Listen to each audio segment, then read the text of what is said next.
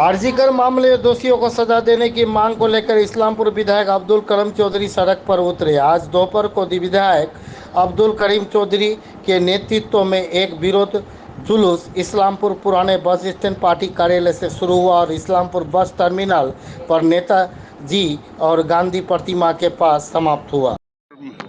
Medical कॉलेजे যেটা আমাদের মামাতে আমরা যে মুখ্যমন্ত্রী খুব ঘোর প্রতিবাদ করেছে, খুবই রেগে গেছে। এরকম ঘটনা আজিকার মেডিকেল কলেজে কোন দোষী ব্যক্তিরা করেছে তাদের অবিলম্বে ধরতে হবে। তার কলকাতার পুলিশ কমিশনার সমস্ত পুলিশের বিভাগের লোকগুলোকে সবাইকে বলেছে যে এক্ষুনি অবিলম্বে তোমরা এই দোষীদের ধরো। পুলিশ তো যেমন তোমাকে ঘোরাঘুরি করে ধরতে লেগে গেছিল। একটা লোক ধরা পড়েছিল যেটা সিভিক ভলেন্টিয়ার, যার কি হেডফোনটা ধরা পড়েছিল, সেটা বলে ওকে সঞ্জয় রায়কে ধরে পুলিশ রেখে দিল। তারপর মেন পিছনে পিছনে কে কী আছে এদের পিছনে সেটা পাওয়া ছিল না। মমতা ব্যানার্জি খুব জোর লোকে 4 দিন রোববার পর্যন্ত, আমি আজকে রোববার, এই রোববার পর্যন্ত আমি বলছি যে আমি টাইম দিয়েছি যে রোববারের মধ্যে আমাদের এই দোষীদের ধরে নিতে হবে। কিন্তু এর মধ্যে শুনলাম যে সিবিআই নেমে পড়েছে 4 দিন আগেই, এই রোববারে আসার 4 দিন আগেই সিবিআই নেমে পড়েছে। এখন সিবিআই পর মমতা ব্যানার্জি বলেছে যে আমার পুলিশ, বাংলার পুলিশ সিবিআইকে সমর্থন করবে, সহযোগিতা করবে। সেখানেই করেছে, সিবিআই ঘুরে বেড়াচ্ছে, এখনও সিবিআই কাউকে ধরতে পারছে না, যেমন কোন ধরছে। আমরা বক্তব্য হচ্ছে যে একটাই, মমতা ব্যানার্জির পুলিশ যে ঘোরাঘুরি করছে, তো বিরোধী দল বলে কি কাউকে ধরে নিবে? বিরোধী দলের কই বিজেপি কি কংগ্রেস কি সিপিএম বা কার ওদের ধরে নিয়ে দেখাই দিবে কি হ্যাঁ আমরা ধরলাম আসামি? এটা তো করতে পারে না আমাদের বিভাগ, পুলিশ বিভাগ। ওরা সঠিক লোকটাকে, আসল দোষীটা কে সেটাই খুঁজছে। এখনও সিপিআই ঘুরে বেড়াতে পারছে না কাউকে। আমরা দাবি, মমতা ব্যানার্জি বলছে কি আমি রোববার দিন টাইম দিয়েছিলাম, সে রোববার দিন পর্যন্ত থাকুক, কিন্তু ওরা ঢুকে গেল আর সিবিআই ঢুকে গেছে। এখন মমতা ব্যানার্জি বলছে সিবিআইকে বলছি যে তুমি আমাকে এই রোববার দিনের মধ্যেই আসামি ধরে ফাঁসি দাও বলো, কিন্তু এখনও সিবিআই ব্যর্থ। তো এই জন্য বলছি যে একটা ঘটনা ঘটলে তার তো একটু সময় লাগবে, পুলিশকে খুঁজে বের করতে হবে। যেমন তোমাকে লোকরা ধরে দিবে আর ফাঁসি দিয়ে দিবে, তো হয় না। মমতা ব্যানার্জি একদম একটা বলছে এটা ফাঁসি দেওয়ার আমার হাতে নাই, ফাঁসিটা দিবে আদালত। এই জন্য আমাদের সমস্ত পশ্চিমবাংলার তৃণমূল কংগ্রেসের দাবি উঠে গেছে যে এই আসামিদের, এই দোষীদের ফাঁসি দিতে হবে, আর কোনো নিয়ম নেই। কারণ দেখা গিয়েছে যে আগেকার হাইকোর্টের জজমেন্টগুলো অনেকে দোষীদের রেহাই দিয়ে দিয়েছে। এই জন্য মমতা ব্যানার্জি বলেছে যে এই দোষীদের ফাঁসি দিতে হবে, আপনাদের বলা বলেছে।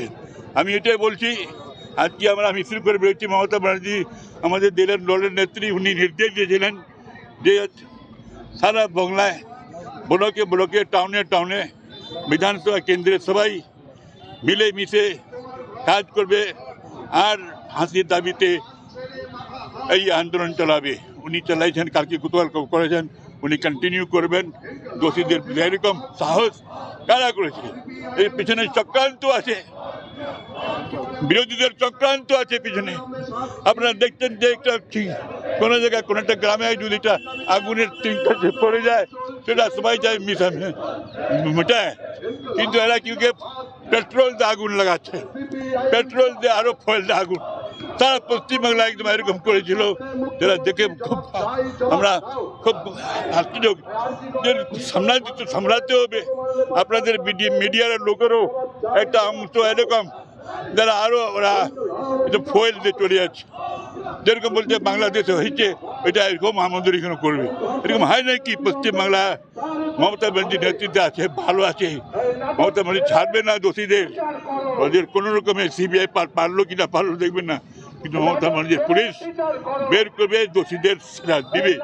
মমতা ব্যানার্জি সাজা দেবে, একেবারে রেকমেন্ড করে পাঠাবে আদালতে যে এদের ফাঁসি ছাড়া অন্য কিছু সাজা হবে না।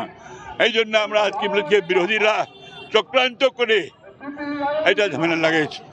এখন বিরোধীরা বলতেছে যে মমতা ব্যানার্জি এখনই রিজাইন করুক, রিজাইন করলে তো তোমরা সামলাতে পারবে বাংলাকে তহস নস করে দিবে এরা।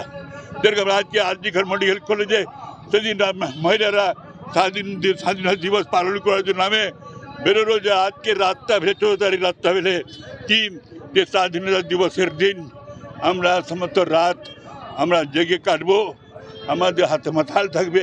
ওরা সব বিলবোর্ডিং করলো, ওরা বললো ওটা কি আমরা স্বাধীনতা দিবসে বই করবো, কিন্তু সেদিন ওরা কী বললো ওটা প্রতিবাদ করে দিল আজকাল কাণ্ডের ব্যাপারে। ওই প্রতিবাদ করে যে কিছু বদমাইশ দুষ্কৃতীরা এই বিরোধী দলের ওরা ঢুকে পড়ে আমাদের আরজিকর মেডিকেল কলেজের সম্পত্তিগুলো ভাঙচুর করে এরকম নষ্ট করে দিল যে 100-150 কোটি টাকার 100-150 কোটি টাকার সম্পত্তি। ধরুন যে এক্সরে মেশিন, আলট্রাসাউন্ডের মেশিন, চেয়ার, কুর্সি যুক্ত আধুনিক সম্পত্তি ছিল ওখানে সবগুলো ভেঙে দিয়েছে। 100-150 ওইটাই তো বিরোধী দলের লোকেরা কিছু ঢুকে পড়ে এই সুযোগটা মহিলাদের সুযোগটা নিয়ে ওরা ঢুকে পড়েছিল ওখানে। এই বিরোধী লোকেদের যারা দেখতে চান যে আমরা ওই ওখানে যাদবপুর ইউনিভার্সিটিতে ওই ডিওয়াই আমরা খুব বেশি মানে মিছিল লেগে গেলো।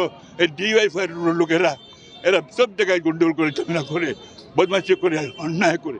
এই জন্যে আমরা বলছি যে সেই দিন আজকাল মেডিকেল হসপিটাল যে তহস করেছে, এখানে 25 জন লোককে গ্রেপ্তার করা হয়েছে। সেখানে আমাদের নেত্রী সাজা দিবে, ওদের পুলিশ সাজা দিবে, কিন্তু এত 150 কোটি টাকার সম্পত্তি আমাদের আরজিকর মেডিকেল কলেজের এরা তহস নহস করেছে। তার জন্য বিচার চাবো আমরা। আপনি